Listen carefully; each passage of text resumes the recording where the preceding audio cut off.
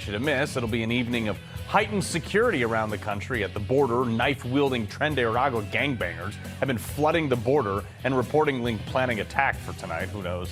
Here in New York City, though, the NYPD is operating in a heightened threat environment in advance of tonight's rainy but New Year's Eve celebration and the ball drop. Plus, Elon Musk is creating buzz on the internet again, changing his X profile to Chimus Maximus, a crypto meme that had a 1,700% upswing today at one point. Musk also swapped his profile picture to an image of the famous Pepe the Frog meme. And speaking of names, the Health Department of New York City releasing its top 10 baby names of the year, and tied at numbers 9 and 10 are the names Michael and Muhammad. Okay. Plus, they talk about global warming, all these people. Well, a polar vortex is headed for the U.S., expected to bring cold winds and low temperatures this week, predicting January will be the coldest month in over a decade. According to the National Weather Service, the Arctic blast is affecting a large swath of the country, arriving in the northern Rockies and expected to spread to the East Coast by tomorrow. Sweet, thanks, guys. And it's a minute past midnight in Athens, Greece. You're looking live at the Parthenon. Happy New Year to those celebrating it over there at this time. It's going to be midnight here on the East Coast in about 7 hours. But first, end of the year, end of Biden's term. I mean, would it shock you if I told you that the Democrats and the media sycophants lied to you in 2024? Actually, probably all the way back to 2020. Quick recap. Where we were right, they were wrong. Let's do this.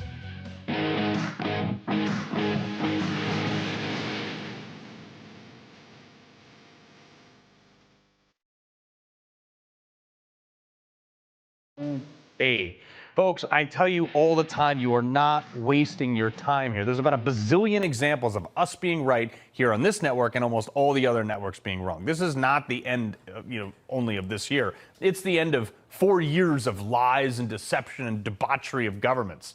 Okay, I got to give the gold medal, though, to this one.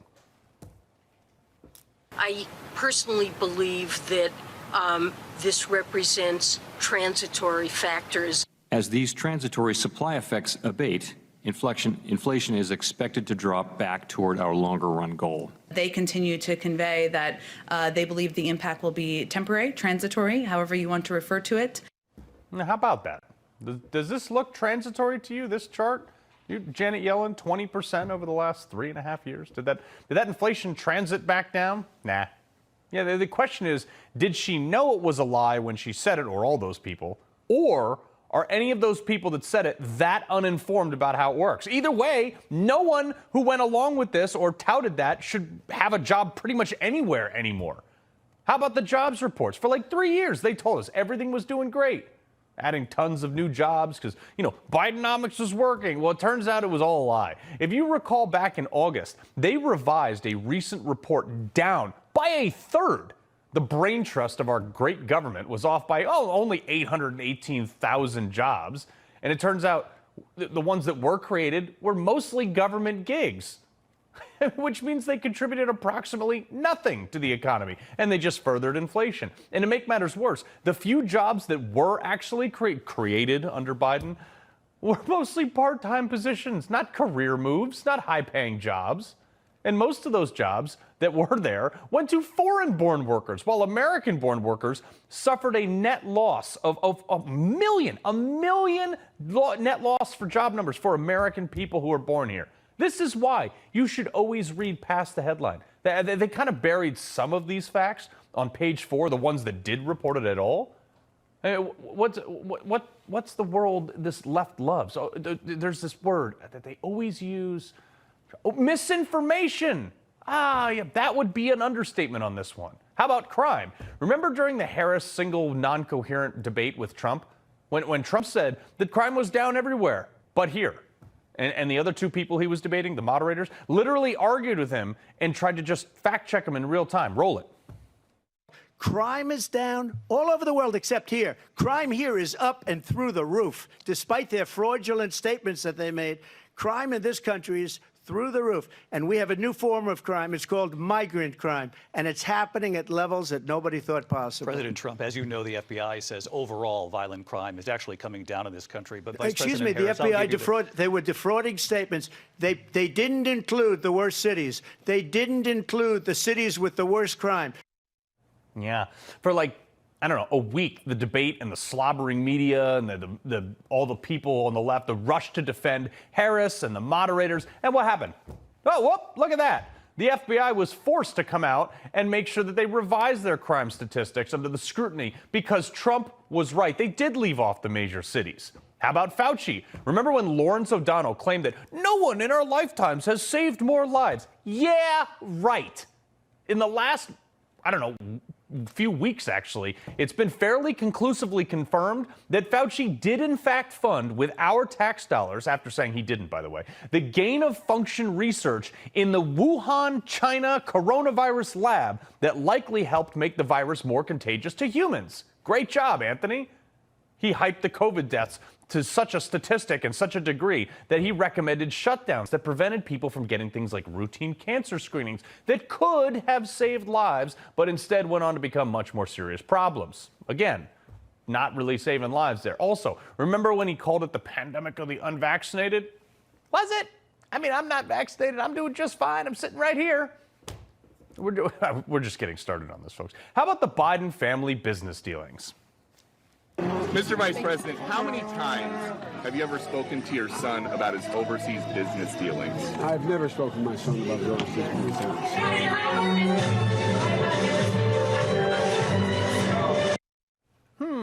I love the left's talking points here. There's no evidence he did anything wrong. Yes, there is. He just wasn't charged, ironically, because the prosecutor said he was too old and feeble to stand trial, while he was still holding the nuclear codes, by the way.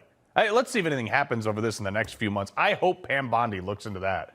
Look, we now have pictures of Biden with Hunter's business partners in China. Why are we just seeing these now? Oh, that's right, because Biden lost. We have text messages from Hunter with intent to distribute to the big guy. I mean, who else would that be? 10%. You can stick your head in the sand all you want on this one, Libs, but why else would anyone have a plethora, and it was a ton of LLCs, with millions of dollars of profit with absolutely no product to show for it? Tons of money changing hands within the family for loan repayments, checks that we can see with our own two eyes. Absolutely no evidence, though, of any original loan in the first place. I'm just asking for a friend.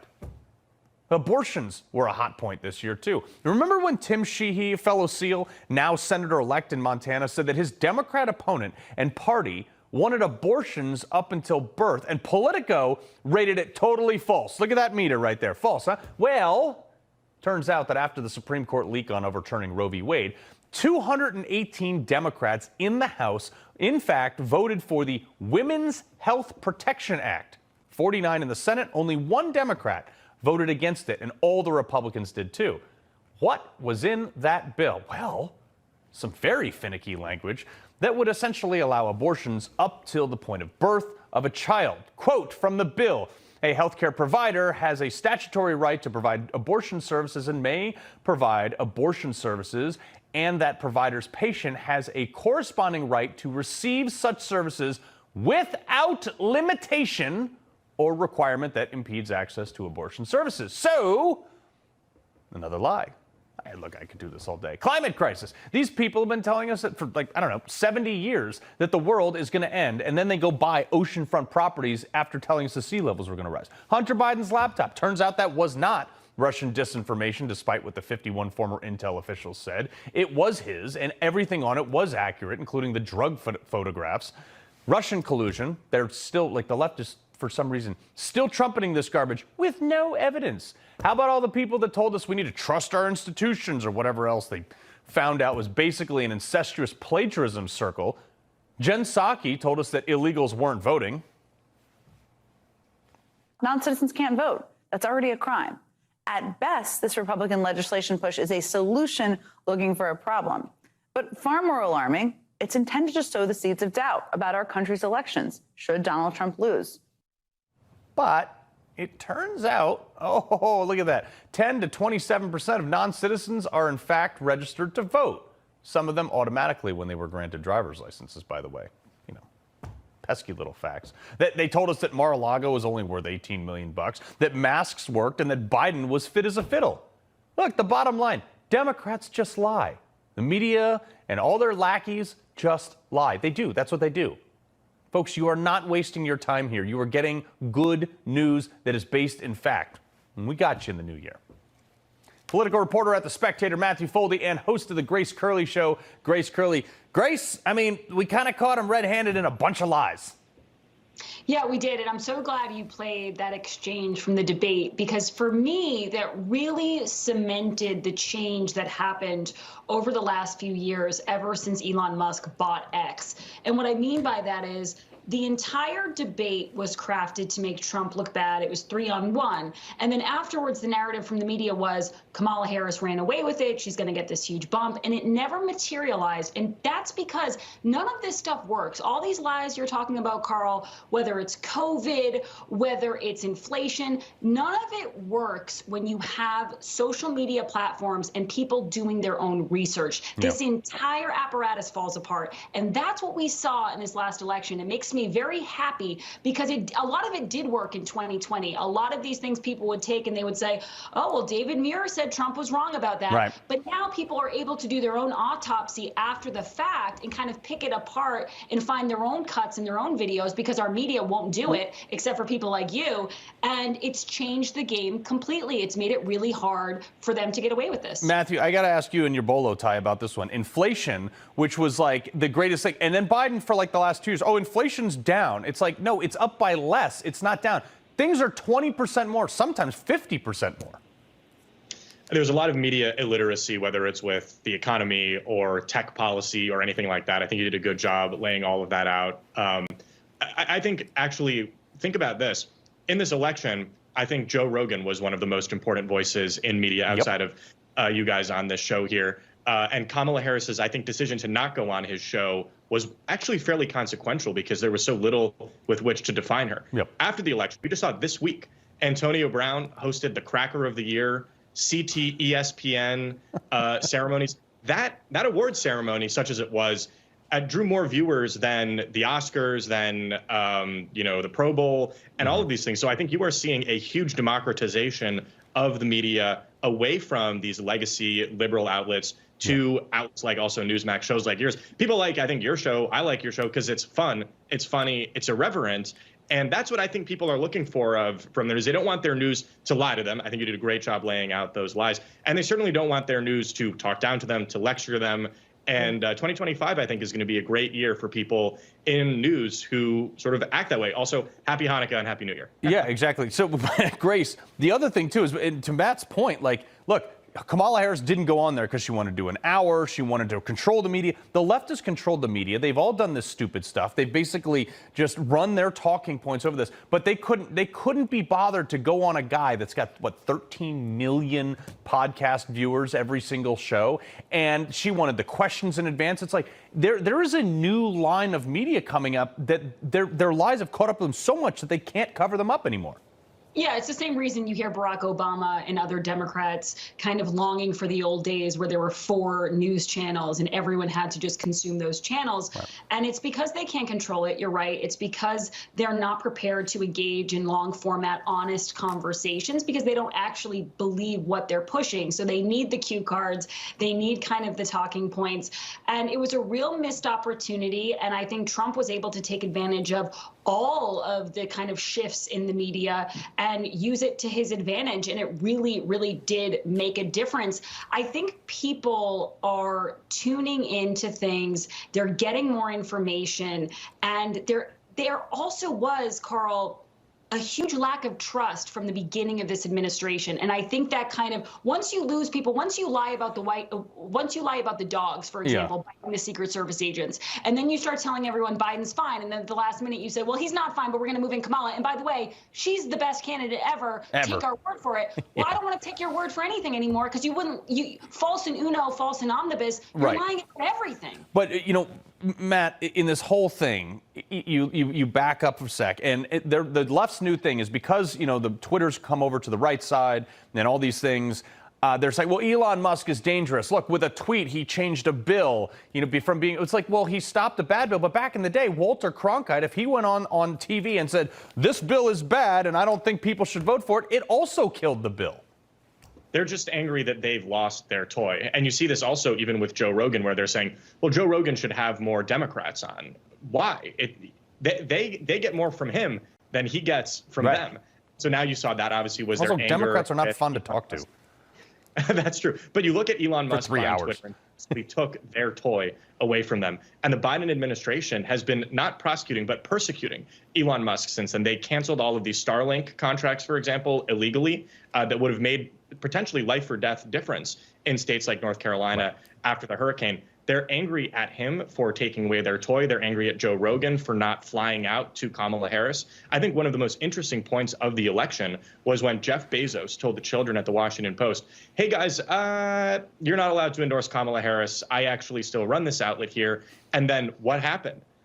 I think 200,000 subscribers left the Washington Post. Yeah. And that, I think, is a huge problem for these liberal outlets going into 2025, is they are so beholden to the most insane people on planet Earth, their readers and their donors. And I don't know how they rectify that, but quite frankly, that's not our problem. Yeah, I was going to say, I don't really care. So, yeah, exactly. Matt, but Grace. It's an important trend to, I think, be looking at as we head into the new year is what do these liberal outlets do? Burn. Matt, Grace, appreciate you being here. Happy New Year, everyone. All right.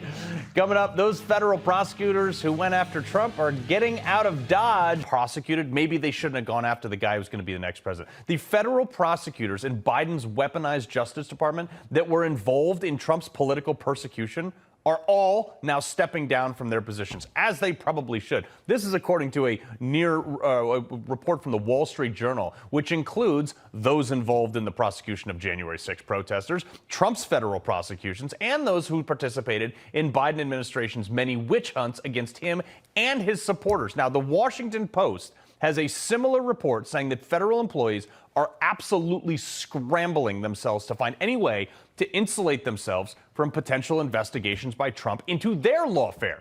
They're scrubbing their social media accounts. They're changing job titles on their LinkedIn. They're looking for private sector work over fears that Trump's going to apply the same scrutiny to them as they did to him. Wouldn't that be a shame? Attorney Mehek Cook and former federal prosecutor Doug Burns. All right, Mehek, look, people say, oh, Trump should just move on, like, don't get down in the mud. I want him to get down in this canal and do the same thing to everybody that they did to him, because, after all, if the investigation runs its course, that's just the process, right? Well, Carl, I think that there is going to be a level of scrutiny here. If there were prosecutors that were engaging in prosecutorial misconduct, if there were prosecutors that were withholding exculpatory evidence, which is a Brady violation, they're going to be held accountable. But at this point, we have too much work to do in this administration to sit here and use this theme of vengeance, which is not what President Trump has ever talked about. It's all about unity and moving forward. But we need to prosecute those individuals that use the rule of law and weaponized it against everyday citizens, including President Trump. Yeah, but Mehek, look, I love you to death, Mehek, but at the same time, I gotta say, I'm tired of them throwing punches at us, and then after the round is over, which was the election, Doug, we're supposed to sit back and say, you know what, the only way to get them to stop throwing those punches is to throw them back. Well, you would think you'd want to apply the same standards across the board. Yeah. But what burns me up to no end, Carl and Mehek, is that, the narratives are always, everything done against Trump was valid, and now you're going to come after me with invalid stuff. That's preposterous. That's ridiculous. So again, there should be some level of scrutiny on what went on, the weaponization of, objectively prestigious institutions, FBI, Department of Justice, et cetera. But to Mehek's point, and now I'll get you mad at me too, Carl. I mean, the American voters elected Donald Trump to clean up the border, clean up the economy, and so forth. So there is an argument to move on. It's debatable. Yeah. I mean, look, moving on, but also, like, if the problem is if you're fighting an enemy, which the deep state, I believe, is the enemy of we the people, Mehek, you can't. You can't just declare victory because you won the election. The enemy gets a say, and if that enemy's going to do their thing, the deep state's going to do their thing. Like, shouldn't Trump go in there to the DOJ and just fire like 30, 40, 50% of these people? Oh, 100%. And Carl, we're not disagreeing here. What I'm saying is there's a lot of work to be done. If we have valid evidence, let's prosecute these individuals so they never practice the rule of law. They never use the law against an American citizen. Right. But I'm also saying with the same breath, go ahead and fire people who have been using the DOJ, the FBI. The fact that we are starting on day one, January 20th, that'll be a day of validation because we're going to have to clean house. We're going to have to fire people. All I'm saying is don't bring bogus charges because that's not the way we're going to win. What the American people want is to see how the rule of law works. So evidence, let's show the fact that these individuals that are now resigning, many of them have guilt on their hands. Many of them weaponize the justice system against the president, against so many American citizens. Let's do it the right way. Let's make history. Let's make it great again. But I'm all for accountability and using the rule of law in an appropriate manner. Or we can do this like the old-fashioned way from like 2,000 years ago. I'd get in the Coliseum with some of these people. I'm just saying. That's a joke. It's a joke. Newsmax does not induce violence on anybody. All right, so anyway, I got two lawyers on with me. All right, so, we've been all over this story too, Doug, reporting that Matthew Graves, okay, this is a guy who is a United States attorney for Washington, D.C. He prosecuted like over 1,000 J6 defendants. He just announced his resignation. I was like, don't go too far, homie. Like, don't leave the country. Don't do any of that stuff because it's coming. I think there was prosecutorial misconduct there, especially because he might have used evidence that wasn't the whole story. Yeah, like the movies in the 50s, don't leave town. Yeah. But the point is, no, I mean, look, he's resigning because when there's a turnover of administration, he's out. He doesn't want to be fired. So he's leaving. But he had a very poor record statistically of prosecutions of offenses in the District of Columbia, which, not to get in the weeds, are state, local and federal offenses both he was responsible for. He had a very, very poor record. And he has a horrific record on J6. So as you say, don't leave town. Yeah, exactly. All right, Mac. Doug, always a pleasure. Happy New Year.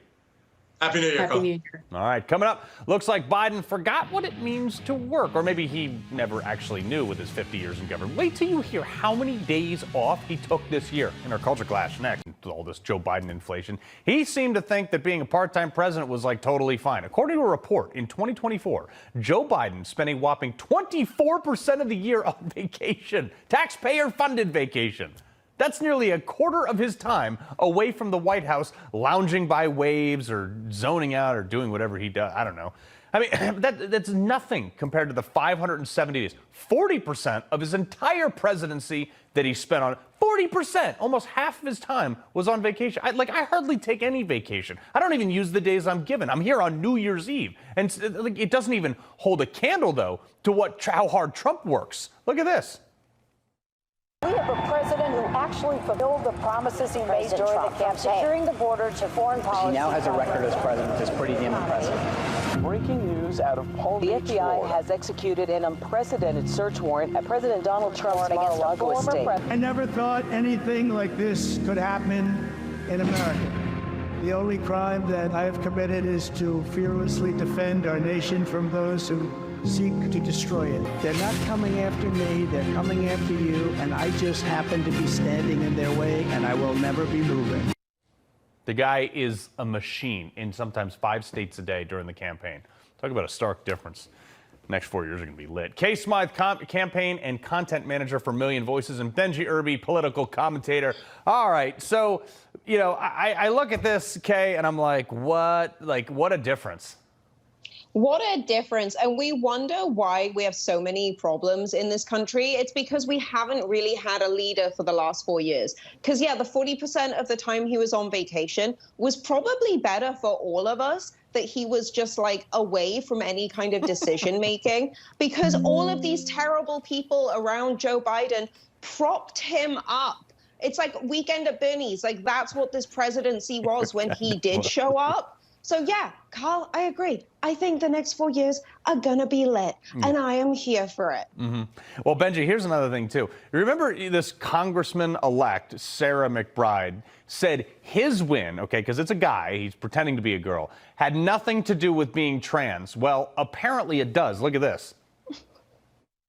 I know how much it would have meant to me as a young person to see the news of an election of someone like me. I am so relieved that other trans folks get to see this news. But the reality is that I didn't run to be a first. I didn't run to make history with an election. I ran to make historic progress for this state and for this country. You know, a horrible movie called G.I. Jane said, people who are not here to make statements don't make statements about not making statements. I mean, we know what it's all about with these people. It's all about me. It's all about, being conceited, and this is my struggle and my journey and my agenda and my this and my that. I mean, if you are going to be a representative, she's representing the people of Delaware, somewhere in Delaware, I guess. You should be about what the people want, what the people need. But instead, this is a historic election about her. And going back to what was said about Joe Biden, what I find hilarious about what the media is saying about Joe Biden now they're finally telling the truth about him is that at least when Donald Trump was on vacation, because they'd always complain about that, Donald Trump was at his own clubs on his own dime, on his own resorts, instead of being on the government's dime like Joe Biden is. Yeah, well, the other thing, too, is he was also trying to give the money back to the Treasury for them staying at his hotel, and it was like an ethics violation, so he had to take the money. It was insane to me. All right, so this trans actor, Elliot Page, Kay, is basically telling children, hey, you'll be happier if you embrace being transgender. Look at this garbage. My message to my younger self would just be like, you know who you are, and please embrace that. Just keep going on the journey of embracing who you truly are, and that's what's going to lead you to happiness. Actually, all the data shows the exact opposite of what that person. And why do all these libs, they talk like, well, I would give my, why do they talk to you like that? Yeah, I was going to say, it's not just all of the scientific evidence. It's also Elliot Page's face that kind of says that they might be lying. She might be like, I don't even know. I don't even care at this point. I just think that it's so dangerous to keep parading this mental illness around children. I'm sorry, but if you think that hacking off body parts is some fulfilling, magical, part of your childhood that's going to make you so much happier, just show kids this video of Elliot Page, and any child, the level of intuition they have, they're going to go, no, that scary skinwalker looking thing is not happy and is not having fun. I don't want to be like that. Yeah. So, maybe this is a good video. I don't know. Also, I neutered my dog. It doesn't make him a girl. But anyway, here's some exit polls, Benji. More voters identified as Republican than Democrat in the 2024 election. First time since the 30s. I'm not surprised. I mean, the Republican Party is the party of the working man. Donald Trump won the poor vote, which is Republicans hasn't won that in forever. It's the party of punk rock. It's the party of America. It's the party of just being yourself and being young and being free and not being bound by all these systems and the oligarchies and things like that. So I'm totally not surprised by that. I mean, Donald Trump won a whole bunch of young people, and there are a lot of people in those college towns that definitely made a difference to Donald Trump. A lot of those young men that he was persuaded to go after by his son, by Barron, doing all the podcasts and things like that. So I'm not surprised by that at all. I mean, the Republican Party is the party of cool. Democrats are old and boring and stale, and they're whack. Not fun. As the kids say. They're whack. Quote of the year, folks. Democrats are whack. Okay? Benji, got to leave it right there. Yes, whack.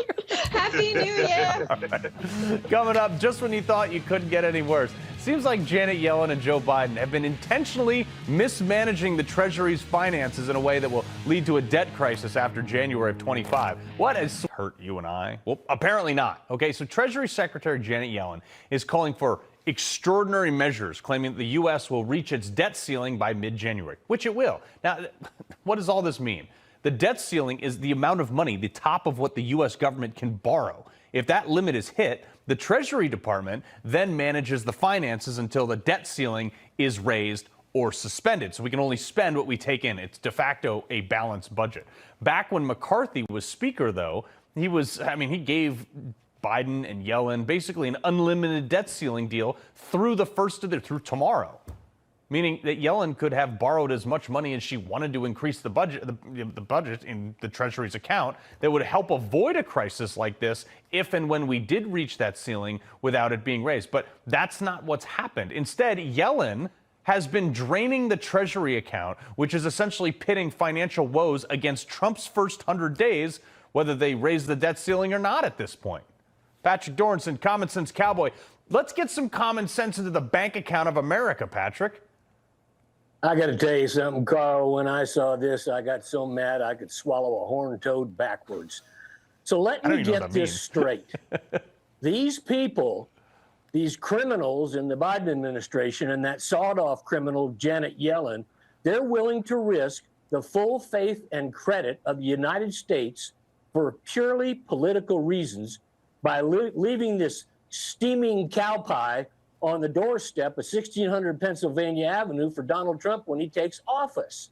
Now, if this isn't a crime, it sure as hell ought to be. And the other person that should be listed as an accomplice in this crime is Kevin McCarthy, because as you said, he put in a continuing resolution in 2023. Oh, we'll push it out there. We'll kick that can down the road. But once again, the larger issue that is responsibility of both parties is they keep taking on too much debt. And remember, if you take on too much debt, it doubles the weight on your horse and puts somebody else in charge of the reins. And that means our creditors, and those guys speak Chinese. Yeah, no, it's a real problem. And like everybody, like you said, just kicks the can down the road, and it's starting to really tick me off. All right, I was speaking of something else that's completely wasteful is a lot of these colleges. Okay, the University of Iowa is considering to close down the departments of gender and women's and sexual studies, as well as majors in like other studies, social justice, of course. You know, nobody's employed by this, Patrick. That's the problem. All these people who get these degrees are entirely unemployable anywhere but academia. Watch this. We've seen our majors grow, and in fact, social justice was one of the fastest growing majors of the units that are being sort of restructured in the new school of social and cultural analysis. So it is, again, disappointing because it's clear that the students want these courses. But here's the problem. Of course they want this, because it's a stupid major that doesn't require a lot of work and no critical thinking, and you're almost guaranteed a philosophizing job in the same university you just got a degree from for 6 figures. Yeah, it's just how they self-perpetuate themselves. But, I'm going to tell you, there's plenty of jobs for people who graduate in this stuff. They just happen to be at Starbucks. And they get a degree, and, they might get a master's or a PhD. And you know what PhD stands for? It stands for piled higher and deeper. And by that, I mean cattle crap, because that's all they got. Now, let me tell you something. This whole DEI thing is the biggest grift since the Clintons founded the Clinton Global Initiative. And they are the champion grifters of all time. This has always been about a shakedown operation to employ people who majored in stuff that's about as useless as teats on a bowl. And this is how, I got 30 seconds left, but this is how Yale ended up with more administrators than students. Yeah, of course, because, everybody wants to be administrator because you don't have to work. All you have to do is say you're the administrator of the DEI program at Yale University, and you get to go to all the faculty cocktail parties. Other than that, it's useless. Yeah, well, I think we've pointed out that maybe some people in 2025 will start getting their head out of the rear and going for things like... let's hope. Yeah, exactly, like mathematics, I don't know, learn how to put a rocket on the moon. Patrick Dornson, always a pleasure, my man.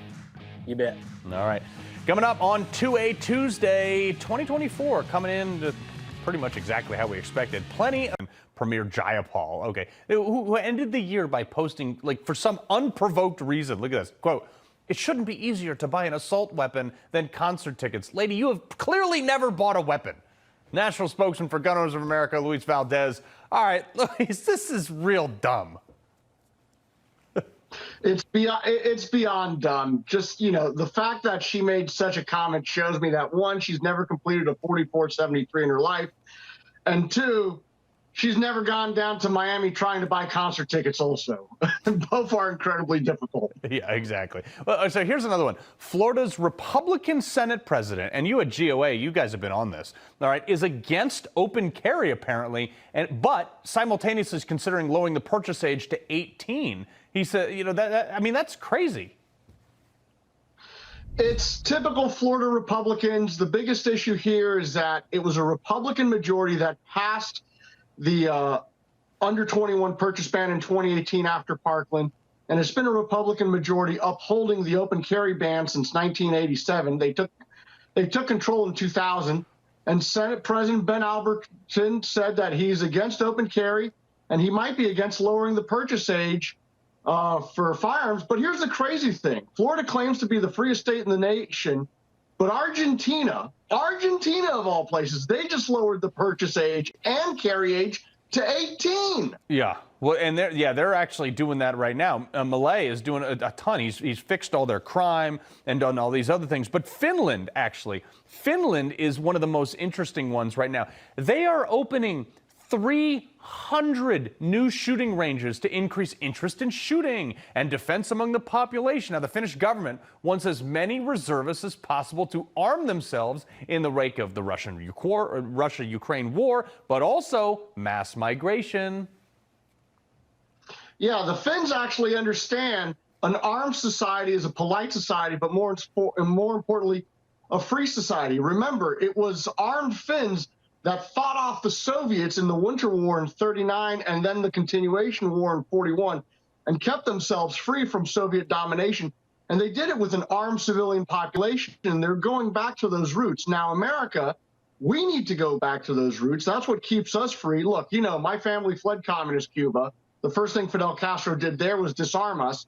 But here in the United States, at least we're making a gradual step.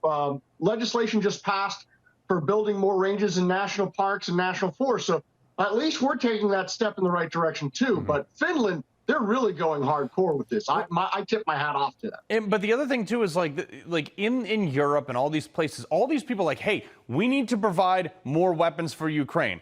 And I'm like, okay, why? And they say, well, because we need to arm the civilian population to stave off a potential tyranny dictator like Putin. I said, really? Ain't that how the Second Amendment in America works? Why are you giving the Ukrainians better weapons than I'm allowed to have here in America?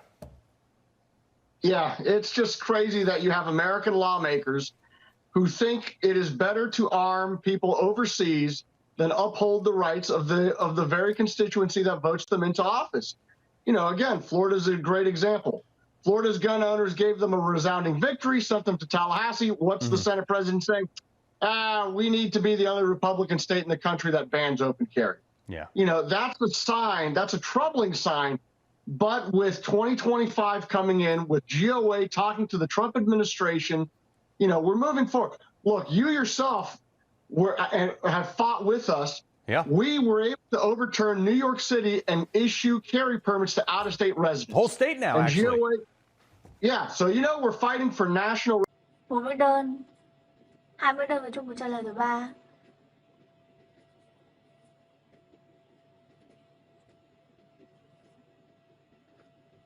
Tiếp tục bóc 11 vẫn được kết lên 2.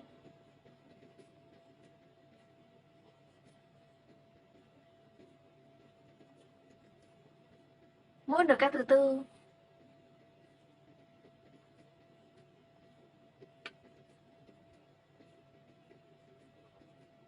Muốn được kết thứ 8.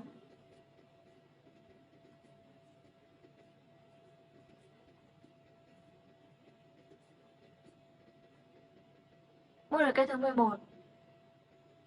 Một bữa đơn. 2 bữa đơn và chung một chân. Móc 2 lần như vậy.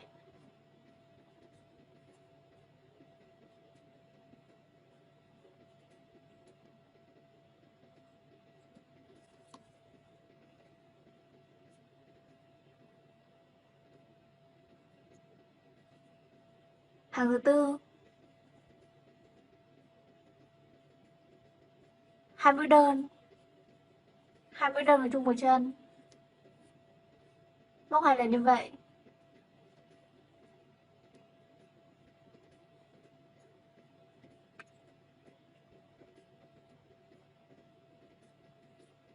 Mũi được kết thứ 2.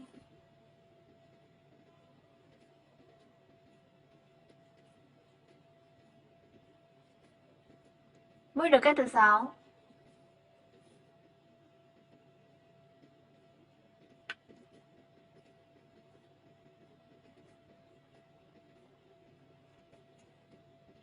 Mũi được kết thứ 10.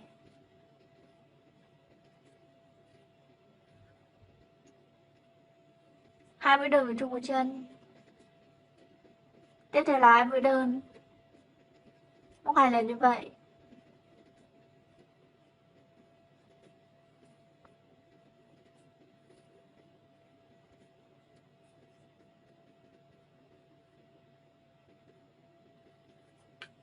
20 đơn. 20 đơn vào chung một chân, móc 2 lần như vậy.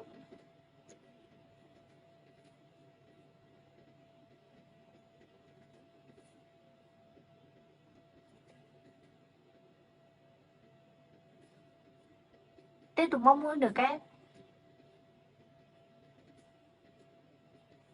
Mũi nửa kép thứ 3.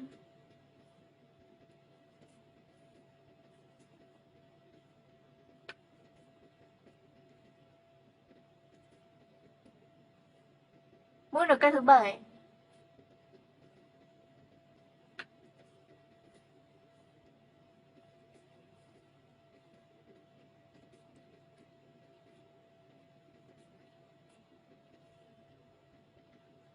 Mũi nửa kép thứ 11. 2 mũi đơn vào chung một chân. Tiếp theo là 2 mũi đơn, móc 2 lần như vậy.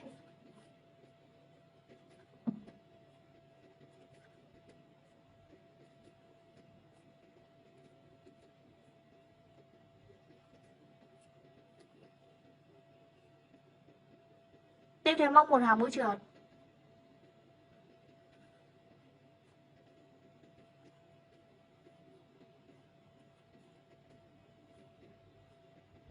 Mũi trượt thứ 4.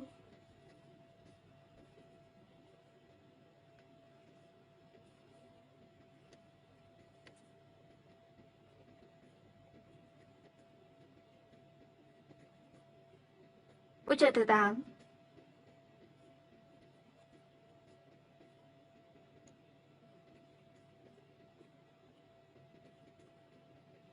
Mũi trượt thứ 12.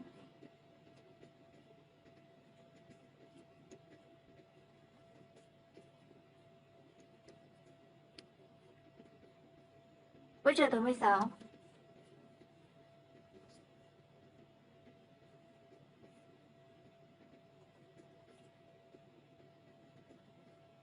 Mũi trượt thứ 20.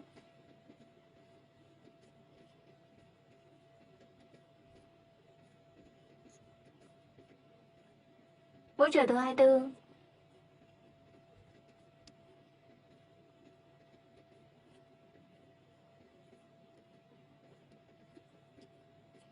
Mũi trượt thứ 28.